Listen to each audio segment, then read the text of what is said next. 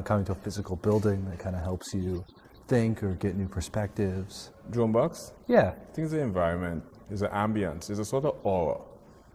It kind of solidifies whatever you're trying to put into perspective at this present moment.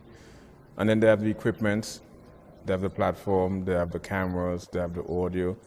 I mean, it's the one-stop shop for any sort of artistic development you're trying to materialize. Dronebox facilitates that. Dronebox is sort of like the Peter Pan of Neverland. It's sort of the Alice in Droneboxes that saw that rabbit, that white rabbit Alice saw, and she ended down deep into the precipice of Wonderland. It really takes you. It takes your imagination as far as you want to go. And it extends it. Yeah. Right. It's absurd, it's surreal, and I think